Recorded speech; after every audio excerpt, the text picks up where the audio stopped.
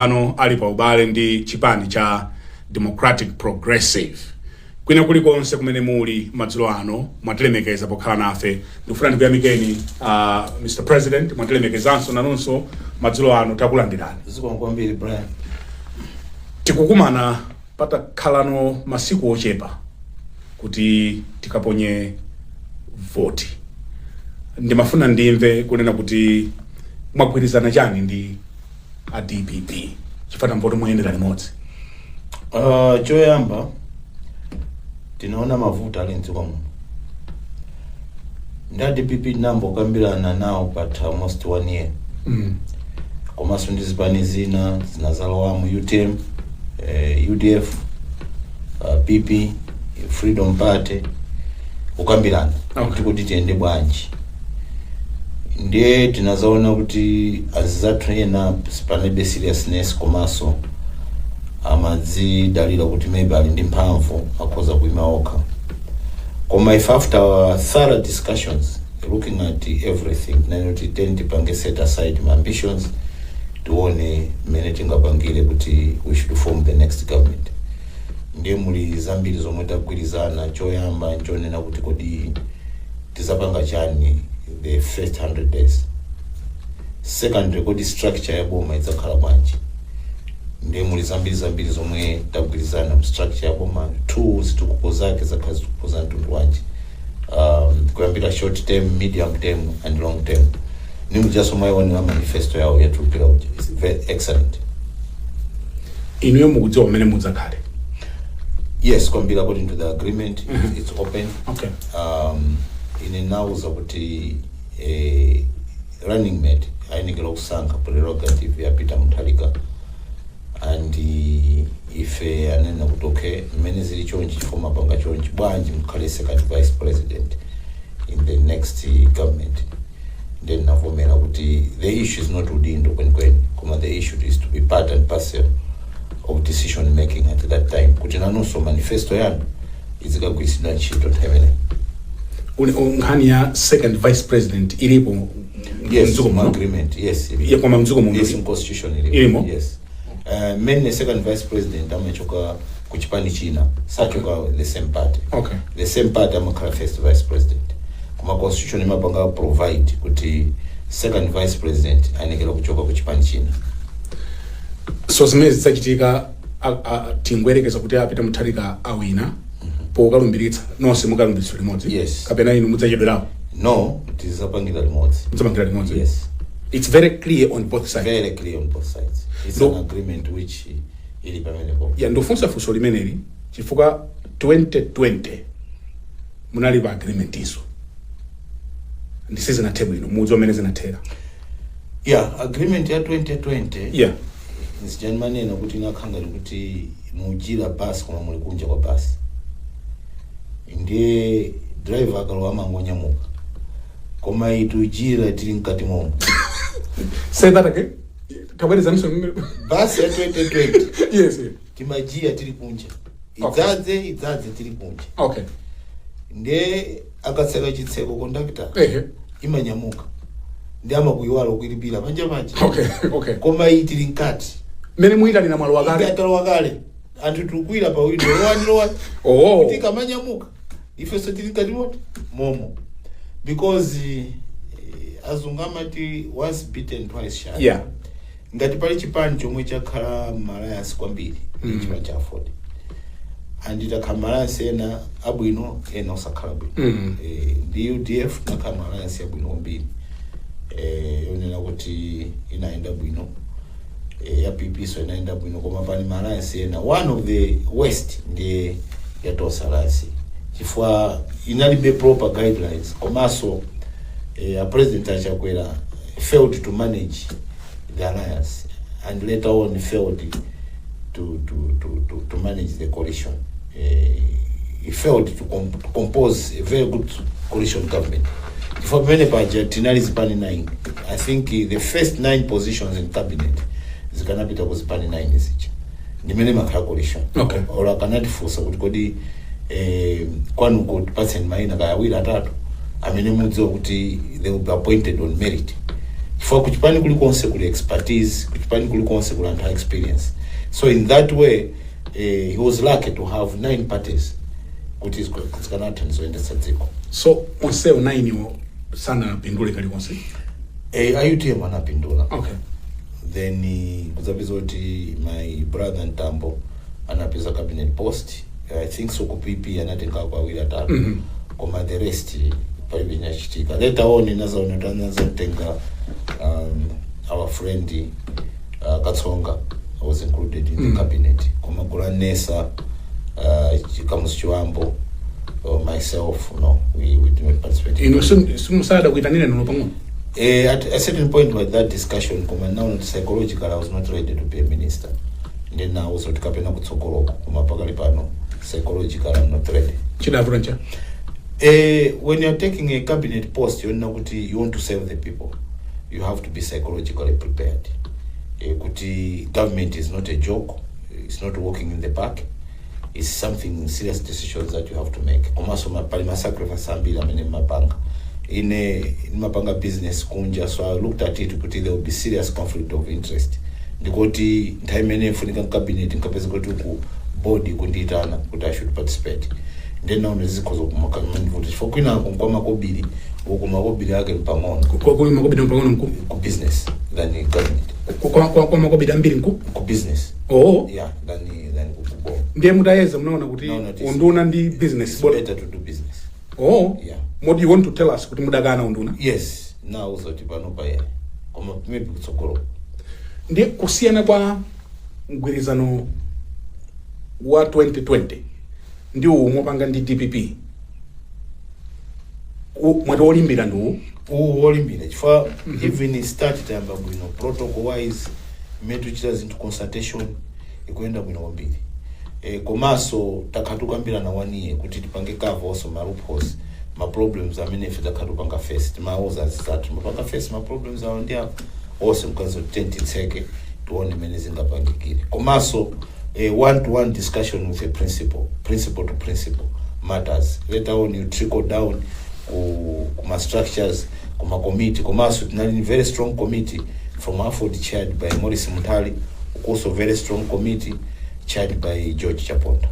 So amene amataka kambirana they will come and feed us tuona mene zilili. Komaso we are our two legal advisors ku DPP mpinga njira okukhima uchizi ndiye onsewo amamuona malamulo kuti bwanji kuti are within the laws choncho ndiye naona kuti this one is well organized. So chidavuta njani ndi tonse? One, my trust issues. My trust issues? Yes, my trust issues. Number 2, it seems MCP lacked experience of working with others. Alibe. Number 3, ndione na kuti inali just alliance to remove DBB. Sinakhalepo tsiku limodzi kupangana kuti soti kalwa mboma tizapanga bwanji ma structures akhala bwanji. I can't remember. Koma inu ndi munthu wankulu. Yes. Munalola bwanji kuti zimene zichitike? Zinaweza pangozi kachitika. Yeah. Mangotenti nyamula anthu tisafusa ochokera kuti kumasa mapita kuti tena akapanga kale treated doctor.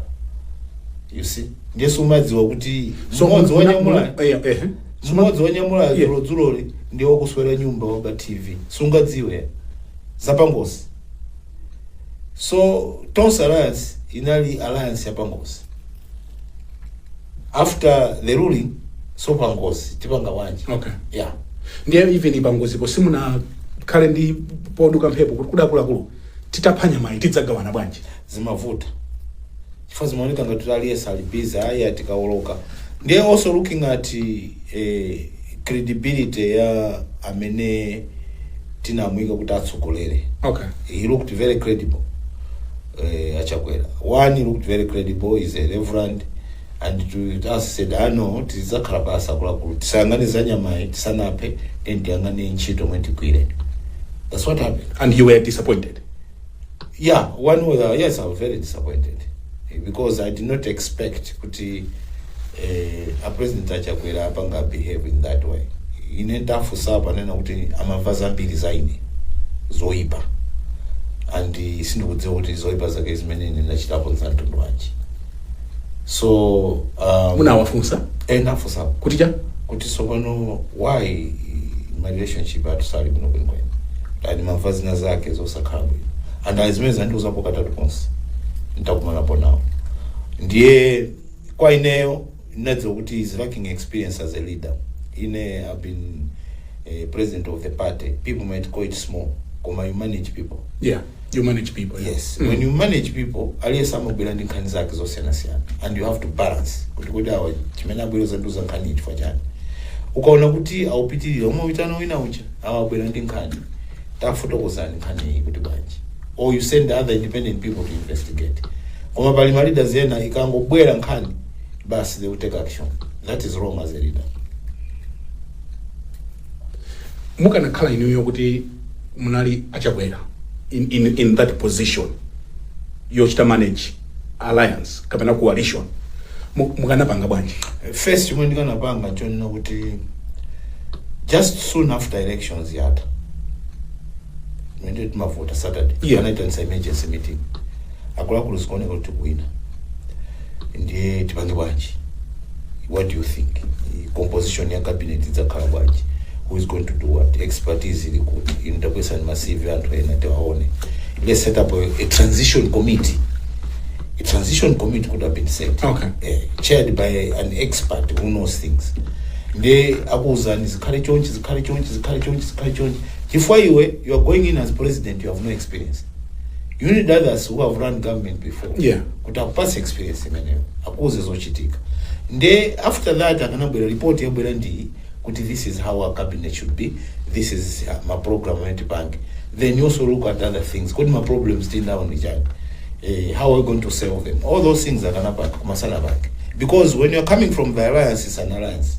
After an alliance, you look at the coalition government, which is tough. Even pakalipano because of masangala koma pokafika pa 16 17 reality makupeza so pano we are in government now. Makapeza zinthu zina zoti simbazidziwa zataonongeka mboma. Now we have to say how do we fix this thing? Koma amalawi timawo zoti tuzakoza zinthu. Koma tikonza bwanji izisi. So you need other people to assist you. So you feel like you were just used? Yes, very much so. We just used for them to cross. Does a president you kumene kulikulu amadziwa how frustrated you feel? Very much so. And I've told them my frustration. We're just being used. Koma is part of life.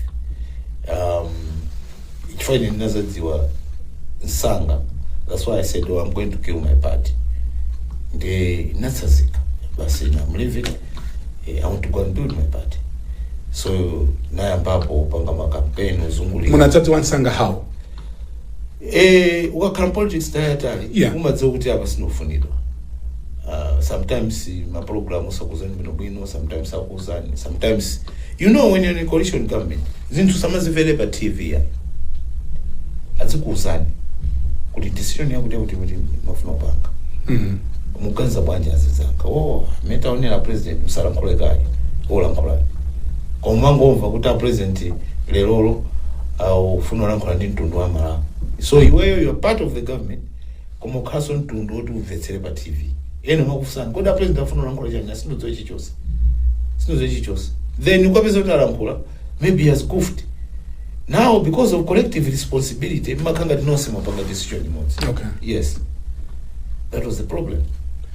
So with the DPP, you are optimistic it will be different. It will be different. So kuti mavuto sakhalama pali anthu pamakhala mavuto. Koma zambiri tapangayala now. Koma tiziphunzisana what to do and tamba bwino. What compelled you kuti mupite ku DPP kuli zipani zambiri mbiri? Mukanakhoza kuyenda na Joyce Banda, mukanakhoza kuyenda ndi zipani zina. What compelled you kuti mukhale ndi a DPP? Choyamba is consistency in our discussions. Okay. And also the openness. Chinandipangisa kuona kuti anzathu azindikira kuti there were some mistakes maybe anachita Limboma which I don't think azachitaso akalwa. Choyamba. Okay. Chachiwiri, yeah. They are very sincere even in Matindi Kamankwa and the APM was a very good friend of my father. Yeah, Yes. And at one point, when he was Minister of Justice, I went to see him. We discussed a lot of things. And he welcomed me as a son. And be open with me. My son, in a sin mafuna kuima. Omachifaja ABCD. And I have nothing to gain. So in another one, who is very sincere. If you just sometimes wasiana ndi munthu kuti afuna kupita umene kuchoka akasitanze. That's why ineso na utia. If you know so mazipereka, ineso nzipereka. I don't want any position. Kumateta ombolewa malaya mavuta. That was one of the reasons. Ntabanga brief the national executive yours. Now also now what I think it's better to end the name. And now we had some engagements with my mother, Joyce Banda, for when I take her like my mother. At my discussion at any given time. It doesn't matter the yeah, Koma, she made the decision to die. So she must have reasons why Akoima. Koma at a certain point we discussed 10 toast and 10 months. It's the same my brother Perry. Indeed the Kanima engagement Siana. Koma our national executive thought you know Stinga ended UDF, Stinga ended UTM.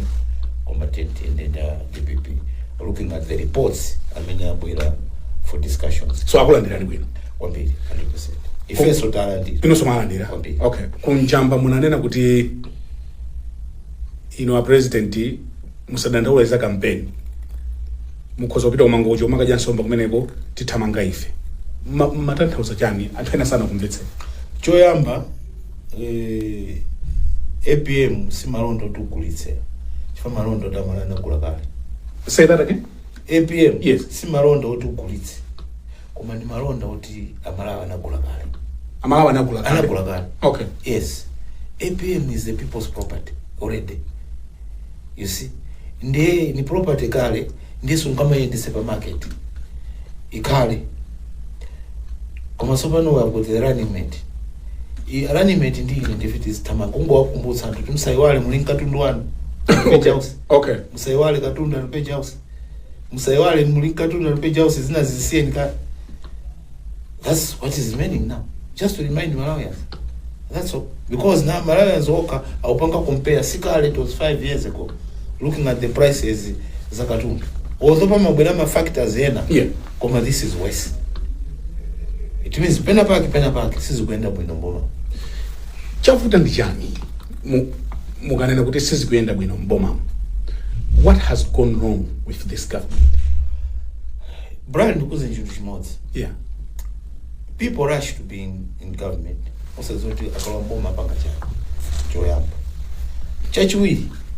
Sides wa position ya dziko lao, whether at the global international politics or economics or trade or anything. China nchonena kuti most people believe kuti ntilowe mboma tikapange ndalama tikadye ndi amataka lowa mboma mucha time neyo amazaona kuti it's a totally different ballgame.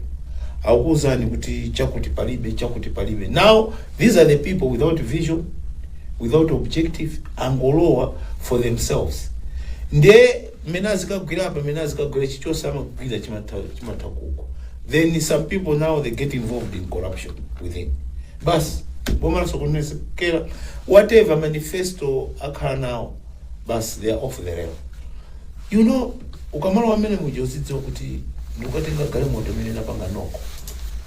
Munthu akamagusa galimoto, umazoti galimoto siri bwino. Ufuka utsi. Umazoti funika kugulira maringi, funika zakuti, funika. Ndio kamagula galimoto ichi, umazoti mwaka shita. 1 week galimoto makata enda. Komandama lwa mboma osazokuti the whole engine is buggered. Now you need to fix the system. When you fix the system, this is mambo kwenda. You see? So ndio vutala makala kwambiri no. And you know your you know how to fix the problem. Oh, yeah. Mfakina fusani kuti chavuta ndi chani, because I wanted to understand bene muganizira kuti kodi dziko la thuli chavuta ndi chani. So in clear terms, chavuta ndi chani? Forex. Okay. Is forex. forex. Ne boma la DPP ndi Aford. Nkhani ya forex tikhoza kuyenda nayo kwambiri. First within chifantha amata kangoona kadi ya ku Malawi. Yes. Ali mavuto achabwera. Kwambiri. First you have to make sure there is an injection of almost $1 billion in the system. It's already arranged. Already arranged. There is an injection of $1 billion into the system. The moment that money comes into the system, kwachayoka will start stabilizing. Mene kwaches banga stabilize immediately mkaona ma prices as into ayamba kutsika. Straight. There should be enough food in the country. Ngati muli chakudya chambiri mkaona inflation yoka kutsika, and people will not be talking about nkhani ya zakudya in the country. Zinthu zoka zimamba kuyenda. There are some things doctor akabwesa patient wa meningitis choyamba amamtenga madzi and imawawa, and if we know kuti the first 6 months it will be very painful in this country because kwacha hii ikagwaso immediately unless we push money into the system, into the market. Kwacha hii ukagwa, and this is ufunika so muntu hote anaphuzira economics here. This is common sense. This is not rocket science, it's common sense. Awa pakali panalemba a lot of promissory notes zinazipange machuwa makuti in billions and billions of dollars, which this coming government has to pay. You see, apereka ma guarantee osiyana ona kuti this government ikadzidzimuka kuti linzingo kuli dzambiri mbiri. You see, so zimezi tifunika tizidziwa and tazidziwa, and we are ready for it, and we will take responsibility as a government. Yeah, when our economy needs $1 billion injection. First injection. If it can be more, the better. Yeah, and then fusa kuti inu ndrama zimenezo mukuzidziwa kuzipeza kwambiri. It is best. Osati kungolankhula atu. Yeah, it is best. Kuti it is best. We have already lined up people. Oh yes, serious investment into the country. Kwambiri. So dziko la tuli no likhoza kukhala so bwino. We have got minerals. We have a very good soil for agriculture. Then first year, second year, production of food, of crops, groundnuts alone. If we tell farmers today, I mean, I make groundnuts to kumpasa seed, yeah, 3, 4, 5 million kwacha. We need a production of groundnuts, and the marine groundnuts is one of the best. It will bring a lot of dollars into the country. Panopa says kuteka banje, and is that take a lack of planning and focus. Is that take a banje nthawi yani? Because we have already planned, and we are planners. And if we were not jokers, the German even in this government, we don't want jokers to come in a bus in Kumapangais. No. I know a Professor Peter Mtalika who assembled very able man to fix this economy. I know. Majoka moneka banje mboma. Moneka basi akakwera Prado kwa hiyo boma laenda. Akachoka hapo kakona motelo boma laenda. Basi tu. That is a joker. He is not serious. Some of those jokers now on that time of president, those are jokers. You don't even know how to run a government. You don't know what it takes to run a government. But when you go president, Jimene. The Malawians have to be serious. We have to know that our country is bankrupt and we're a joke in the international community. We can't praise ourselves not having food. You can't praise yourself for having no medicine in the hospital. You can't praise yourself for mafuta paline, then you call yourself a government. Are you serious? Basic things you can't afford. So what are you going to afford? If you cannot afford basic things, what else can you afford in life? You can't afford food. Chimanga chimanga. Choti timadzala nkukula 3 months nkukolola. Mutondola mpita kuchigala. And we fail to produce that for our people. And we call ourselves a serious government. Then you are coming, Muzafuna second term. This is a joke. Second term for what? IMCP second term. What are they going to do? They have failed to this handle. Alipela mafuta. Alipela mamkwala nchipata. Alipela chichose you can call government because of that. Nifanya that food is a human right. Inu wakalaba nanano kunyumba yani bila kudi. Ngatsadi, it means you're useless. You feed your children. So if you can't feed your children, you're a joker. If you can take care of family, a joke. If a government cannot feed its people, cannot provide food security, it's a joke. So under DPP Aford government, and what is the Jagatatu? Kudia katatu kanai kamozi, it's a choice of somebody. Okay. So much don't know this is Guardian Kokut. Koma, we have to provide food security at the house. So many don't know it's choice yao. That is planning young nyumba. Okay. Koma sipanga plan mudia katatu haya. So that was wrong. That was wrong. You know what? Yes, nego. Koma collective responsibility. Okay. Collective responsibility. Na kare msiani maganizo. Mamwe mebanzanga organiza bwinoposai. Yes. Even in cabinet we differ. We na makuza ntitukweze school fees ku Chancellor College, I mean ku universities ena minority ya.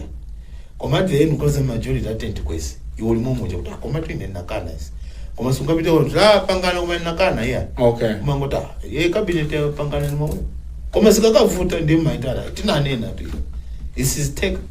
It's the same the fertilizer. You can't put a price on fertilizer ngati kuti mulidi ni factory panga fertilizer. You have to find a mechanism. Don't know how do we do it? Our people should access fertilizer, one, at a reasonable price. Number two, every farmer aipanga access fertilizer. That's what you do. Also, it is a good listening to what in Kanto. You mean you're so good? You're so good. You're so good. Fertilizer soon and then. Soon. Koma kunena kwa mariba? 4,000 in Kanto. Kunena kwa bwino nkoti yangu. Kwa bwino. We'll make sure everybody will access fertilizer at a reasonable price. This only when you see that fertilizer comes, maona what is reasonable, what is not reasonable. That's the best way. Because fertilizer international market, akangokwera zinc. Bas, even factory which they have no choice, they have to increase the price. Akangokwera phosphate, the same.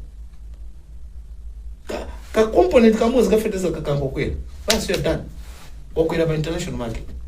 Ndio kunosonga bwele uzatsitsa. Hayi msitsabo. Unless you subsidize, that's what happens. So then if you have been in fertilizer business for a long time, okay, you know what to do. Magulitsa good fertilizer. Maintenance. Chifukwa kunoko zakhazi kuti vuta za fertilizer. Koma ine ndimamba kuti ina kuti fertilizer muna makhala naye. Makhala naye. Timagulitsa. Panonso muli naye. Zimbabwe, yes, Zimbabwe, Zambia. Kunoko business mavuta? No, I'm not a businessman, I'm a politician. So I cannot combine the two. There will be conflict of interest. Tichite zantales tele kuzantales zathu savages bas kwina ko tichite business. So kwina kwa makudziwa ngati mnthu wa business? Yes, sure. You go to Zimbabwe, they tell you. We have even our factory in Bindura where we process fertilizer in Pachimoyo. In Mozambique we blend fertilizer in. When you are flying into Joburg, Palipara Bora, it used to be Sasso plant. Yeah. So fertilizer amapezeka. Ndiye kuno tumavutika ndi nkhani za fertilizer ino a Chihana muli naye. Si personal. Ni makulu. For a group of people. That continue. So one mudi. No. Yeah. But I've got influence. I can tell them, can we guys supply this way? Can we do this? Can we do this? Can we do this? Yeah.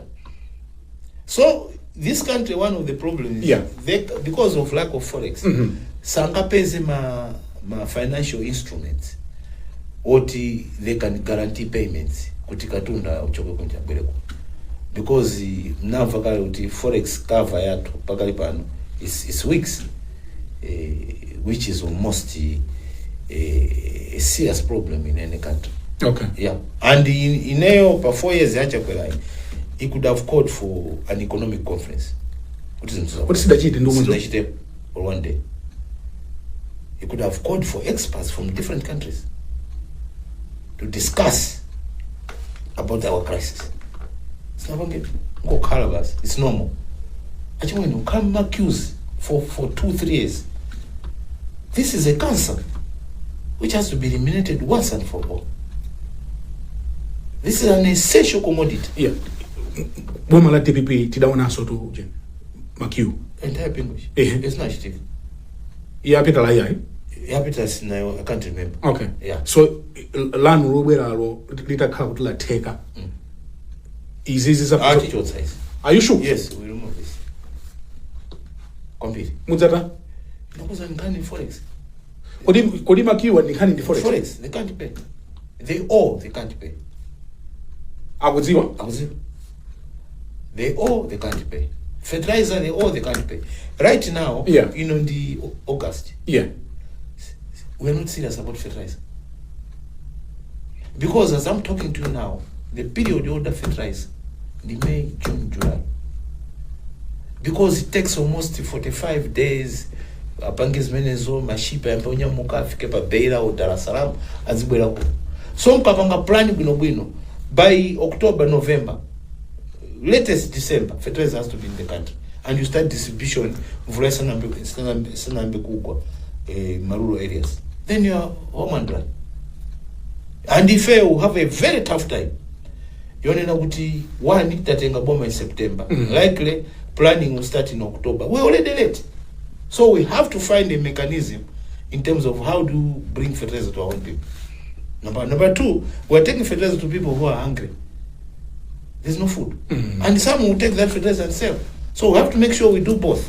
To make sure that people are in Dichimanga at the same time are in fertilizer. So that they should not take fertilizer so that they are. So we have a very tough time. That's why it should not be a government of jokers. We need to assemble a very, very tough, powerful government, composed of different expertise. The first 10, 15, 20, 30 days, people are working. Yeah. And you want to assure them, under DPP Aford government, their lives will be better. That's why I want to go into government. That's our job, to make people's lives better. But when you are coming from tough times, it will not be better first day, second day, third day, a month. We have to fix the broken system and put a system that works. So it will take a bit of time. It's the same as a patient with meningitis. Sangango forge but on daughter was professor with a doctor and no. My injection naga mawawa. And Malawi should expect kuti maybe even 6 months pazaka pali mavuto ambiri chifukwa anthu aononga for 4 years, and we can't fix it in one day. It will take time. Tichite break pang'ono. Tibweranso ndino posachedwa. Ngati mwango tipesa kumene mukuonera ndi program ya Times Exclusive ndi the Honorable Enock Chakufa Chihana ECK amene ndi president wa chipani cha Alliance for Democracy Aford, amene so chipani chao chapanga mgwirizano ndi chipani cha DPP pa masankho amene tiponye pa 16 September pano. Akutipatsira program kezeka bambo Enock Kanzingeni Chihana, president wa chipani cha Aford. What about those, Honorable Chihana? Amene akumanena kuti DPP inde Peter Mutharika, he has indeed been proven. Koma abambo wakoneka kuti akula. Situ kuchita sifuso la chipongwe, but inuyo mmakhala nawo Peter Mutharika. Mungatuze chani pa nkhani imene. Choyamba mchanala mkulira ku chambazulo kuti running government is not physical. So funiko zinyamula maweti. It's not physical. Umakhala pa desk and make decisions. And you assemble a team and delegate. That is running government. Si physical to zanyamula mihala utamange ma press ups high. But longer meetings? Ties na meeting au siku? Oh yeah. Yeah. You know I'm Mutharika. Amazuka mamawa meetings mpaka late. Why be 11 o'clock now? You know very late. Okay. And it's sharp alert. And we talk. 11 o'clock. 11 o'clock is also. The man is sharp and alert. And saiwala. Zimeno wakampirana. Matopita meeting ineso kaiwala. Odipa jetina sina na baba. So na. Utoya tina sina na baba. Ndiye mawa ndudikira report. Report ijega tuluka akuze ndikuimbira mawa 8 o'clock. And you phone you at 8 o'clock. Ndikokala mbamatero. Now the question to Malawians neno kuti winner is physically fit. Koma mutu is not fit. Winner is not physically fit. Koma mutu, the person is fit and can make decisions which can change your lives. Umafuna out. So tina kuti muntu wanzeru ndi chitsiru funa out. Masankha. Muntu wanzeru ndi ndi chitsiru. Okay. Ndio masankha kuti awa ndozelezeka awa. Ngakhala nyama ndinozelezeka. I can't associate myself with him. You go for an old person because that person, for example, Mutharika, it's not only kuti the man is intelligent, but has got experience. He has run government before. He's also a constitutional lawyer. So it's a combination of everything in him. Some of us, like myself, I'm exposed, I've traveled, I've got education, I've got experience in politics. Inisingakale muntu oposa ukatsatira muntu wena kuti ali bezero. No. That's why now I follow this case. Although he did not have experience, the young man was bright and vibrant. Kodi kutonse kuja muda apita through SKCA. Oh, okay. Simuna bango bale ndi acha. Sina pita now straight. Tinapanga awira chimwe intend pita. Komanso when I was negotiating ndacha kwa. I was coming in between also. Okay. Acha kwa SKCA. Okay. Koma mainly mazoti nzanga tikakhalimozi in government ndo chenjera uyu, but also is bright. So his combination and my combination is gakhala bino. Ngakhala chakwana takhautali week koma ife tikathandizo etesedzwa. That was the reason. So Peter Mutharika is capable. Very capable. Said myself. The man in the machine in Katunda Minoshi. Kuma 2020. Yes. Munani nakuta adzipita. Munali gulu lomwelo. Yes. What has changed? One in the nakuti sometimes muntu kane pafupi kuti mudzoke nobwino. Say that again? Kale naye pafupi. Yeah. Kumumva udzoke nobwino.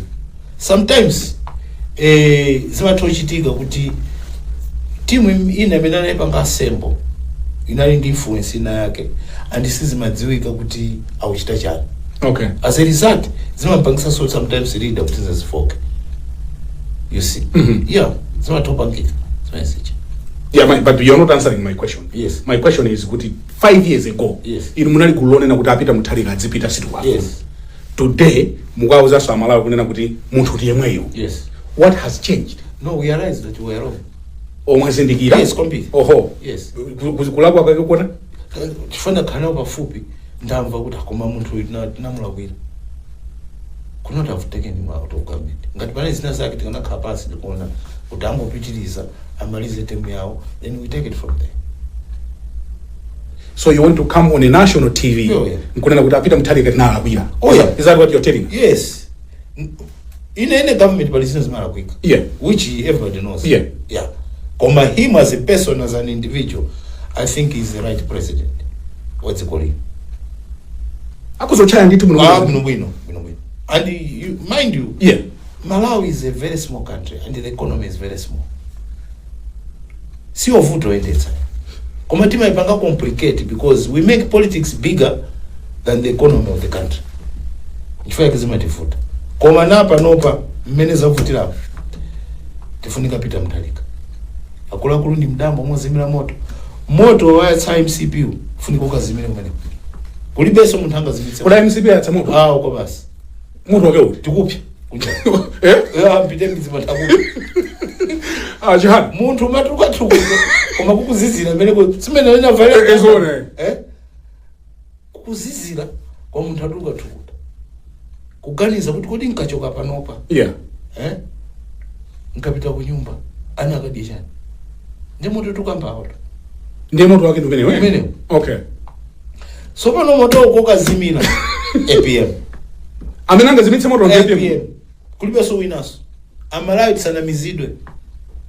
Ngati masewera tizachita after 2030 dziko litakonza. Koma chisako ichi se referendum choyamba. Okay.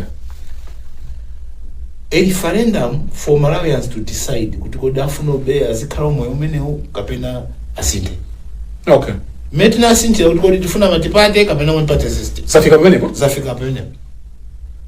Kaya kuchokera ku Chiradzulu, kaya kuchokera ku Chisi, kaya kuchokera ku Lilongwe, kaya kuchokera ku Lumpi, kaya kuchokera ku Kalonga. The thinking should be the same. tenti chotse bomali apumeka yakhala side tipeze ena set of team yomwe itsogozedwe ndi APM akonze zinthuzi. Then after 2-3 years 5 years zakonzedwa anthu ali nchakudya m'manyumba, fertilizer akupezeka for production ya chakudya ndi zolima zonse, zintchito zapezeka za anyamata, then so pano majokazi wakhoza kubwera umazayendetsa dziko loti chonse bwinobwino. Koma pakali pano we need to be serious.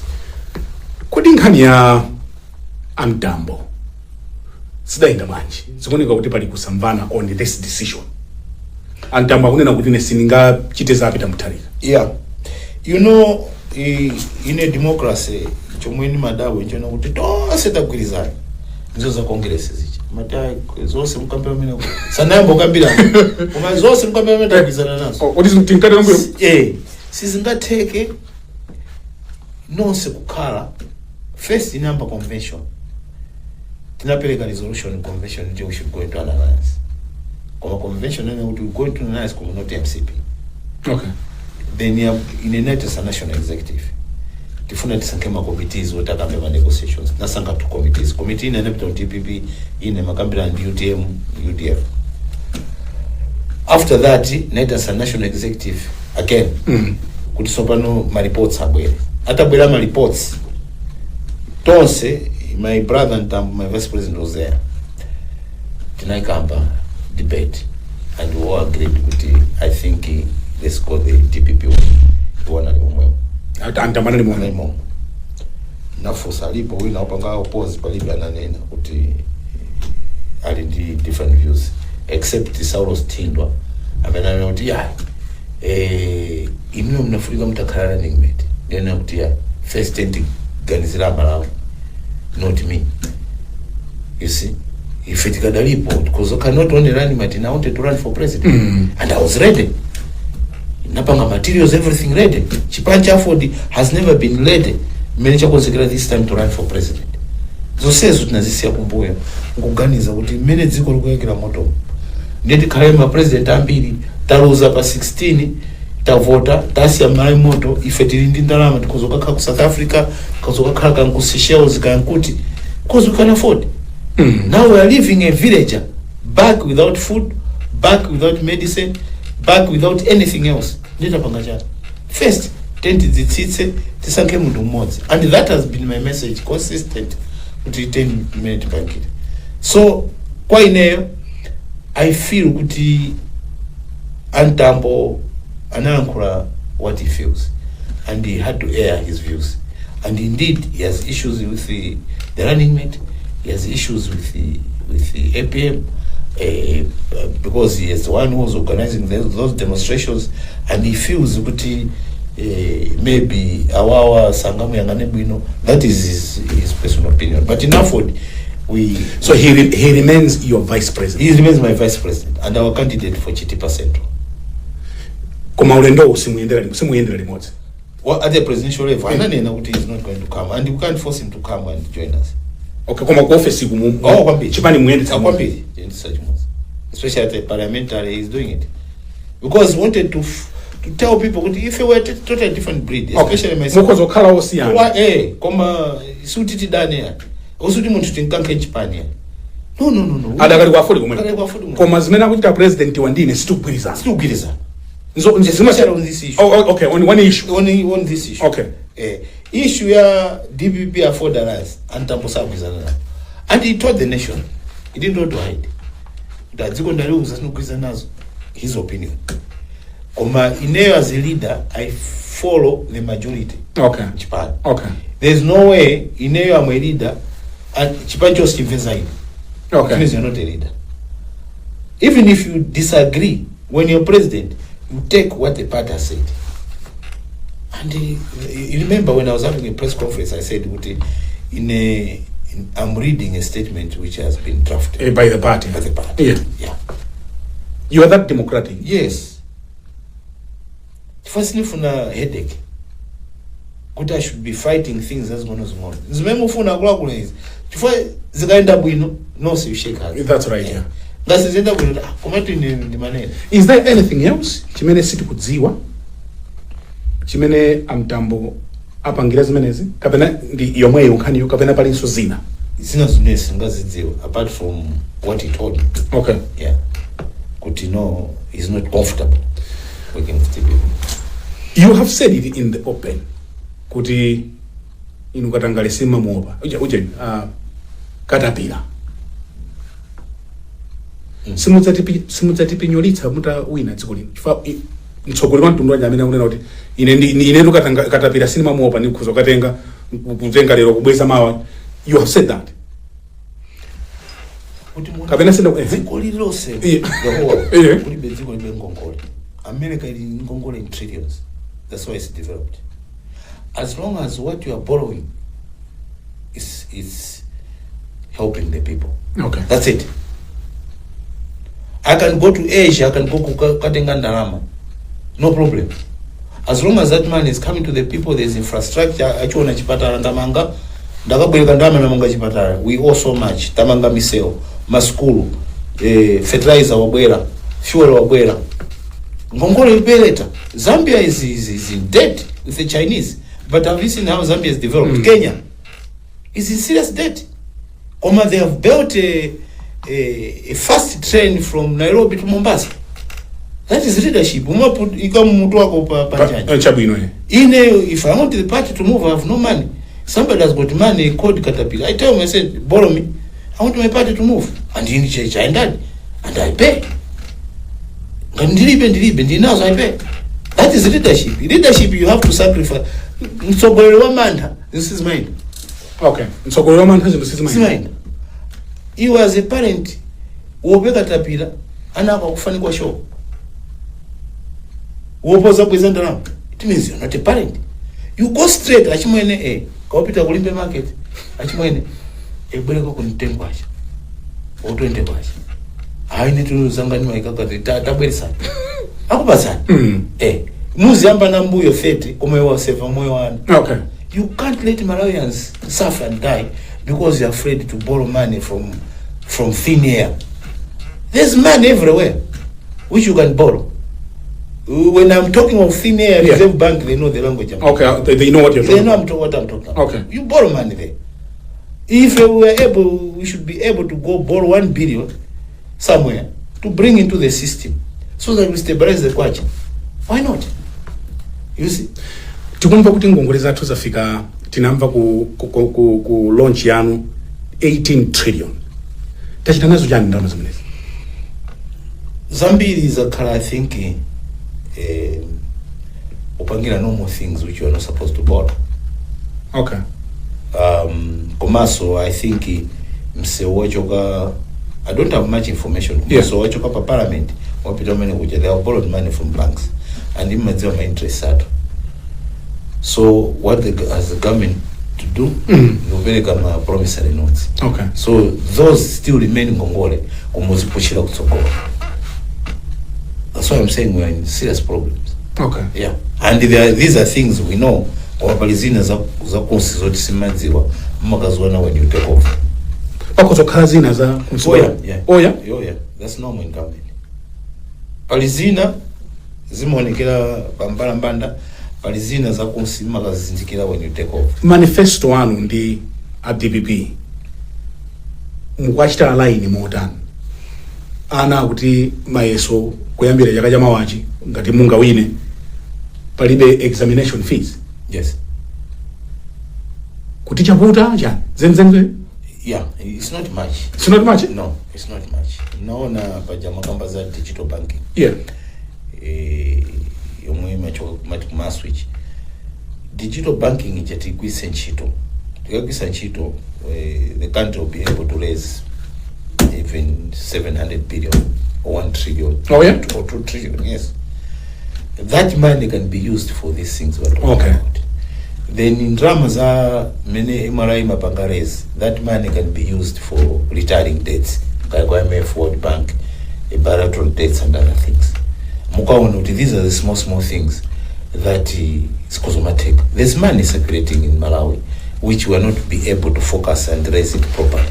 So it's in zone of my experts, apanga research at the to happen. And it will save a lot of things. For mwana mwampiso skulu chaka chonse akalephera imba maiso ndithu chifukwa cha maiso no it's not proper. Let us remove that barrier. Komaso there are some pillars amene tikugwizana nawo. One ni nkhani ya agriculture na kambaka food security. Number 2 ni nkhani ya industrialization. There's no country that can grow without industries. Number 3 we talk of urbanization. We need to fix our cities to kutizoni kangati ma cities usengati perform. We have to make sure we have beautiful cities and akamabwera zoti Malawi ili ndi anthu ozindikira. Number yomaliza ndi ya decentralization. Yomwe ife Aford penepo ndi nangotawa ndanzathu. Chifukwa kuti ife we advocate for federal system of government. Kuti ma provinces are independent, my districts are independent, now kamba ma constituencies are independent. Or if we take over, one of the things we'll be pushing is to make sure that first we should do decentralize it administratively. Kuti chuma cha boma sama capital, it should go straight to the people. What about wina amene akutimvera pano akutionera madzulo ano akhoza kumafunsa kuti Chihana munatuza kuti tivotera achakwera and we did. Ndiyero mukuti tivotere apita mutharika akuzokhala osokonezeka kuti ndiye zikukhala manje zinthu. I want you to look at that camera and explain yourself. 5 years ago mudata achakwera ndi abwino, lero mukuti achakwera ayi wabwino mpita mutharika. Can you convince amene akutionera pano madzulo? Yeah, choyamba is true kuti nanena kuti anthu avotera achakwera.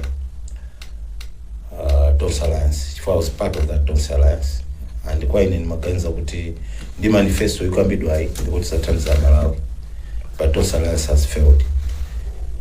Singachitwauza Malawi kuti Peter Mutharika ndo abwino. Ni market ya Malawi kuti Peter Mutharika ndo kulidwa kale ndiwo, and is a man proven leadership. Akudziwa zomwe Peter Mutharika anachita as a president, angopanga compare nchakwera akudziwa anthu awiriwa kuti munthu amene anthu angamvotere ali mature, who can be president of this country, amene angakonze mavuto amenewa ndi APM akudziwa. And ine ndikunena pasi pa mtima kuti ine vote yanga for the first time, I've never voted for DPP, but for the first time ndikaponyera vote APM. Banja langa lonse, my supporters also Aford, we have agreed kuti this is what we are going to do. It's not only us, koma Malawi zambiri ndaenda ndimakumana Malawi mbiri ndakhala ndiuza ine kuti the only person I trust ni APM. Apa banja anonse mauza zimezo once knows for the first time. Chifukwa cha second vice president. Yeah. Umene wabwera leta. Malawi yo akhoza kutukuka Chihana. Why not? Ndanena kale kuti tini minerals ambiri. Yeah. We have got a lake which are not utilizing properly. Tinango pesa anthu angomanga mangati ma cottage. Timene ticheza pesa ndrama wose wagula chokemo mmene mucha.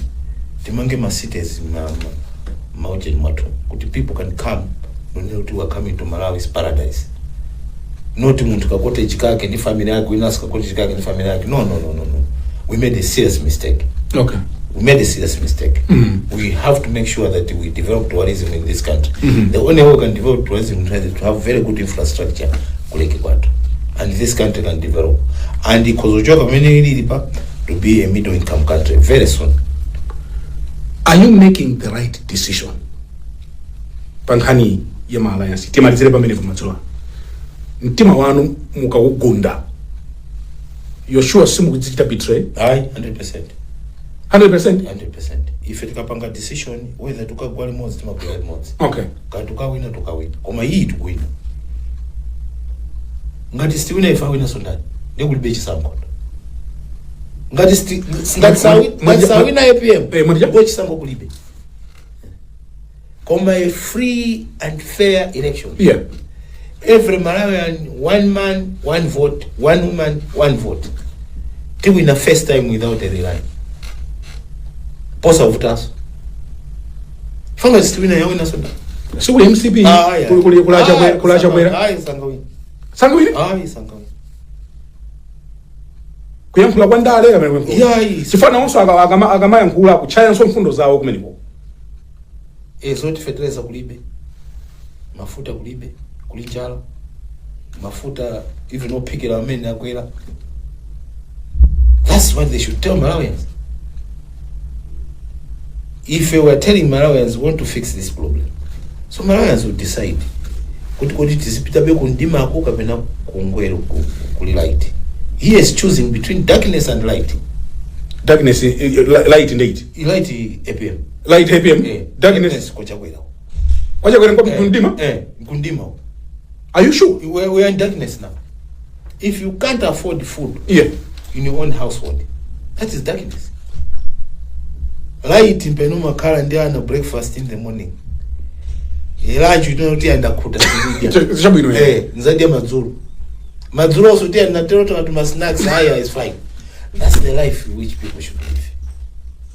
Nthawi yatithera ndikufuna ndikuyamikeni kwambiri koma mwina yena sama kudziwa namangu kuonani kodi Chihana ndinu munthu wa pabanja mulindana ngati a bit personal if you allow me. It's true, I'm married. My wife, she's Tadala Chakaza, Mponera. Kumponera? Yeah, Kumponera. Okay, munakwenda kumponera. Mponera. Okay. Mwana wa fumu Mponera. Oh, ama ni mwana wa fumu? Yeah, Mponera. Okay. Now the brother is the one who is in Mponera. Okay. And the Indiana 6. Okay.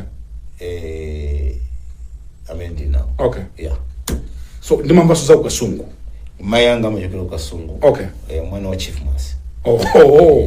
Uncle wa agogwa ine chief.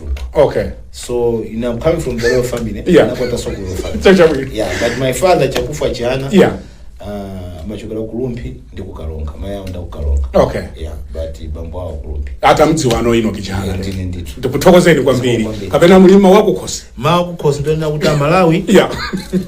Fama tapita mawu. Aliyese akavote mmene amadzimvera ku nyumba kwake. Ngati zonse zikuenda bwino kwanuko pitizani boma limeneli ndikoti zanu zili bwino. Koma aliyese amene akudziwa ndiovutika ausowa school fees ausowa chakudya answer ndi APM Jane answer Enock Chihana kani ata zonse akavutika so mene mojo kuti zikafuna wakuti ungopita straight APM ali pati kuchonga kani ata ndiye muti serious so kuti boma litikosa bwaji basi. Honorable Enock Kanzingeni Chihana mwatilemekeza kwambiri. Thank you very much. Thank you very much indeed.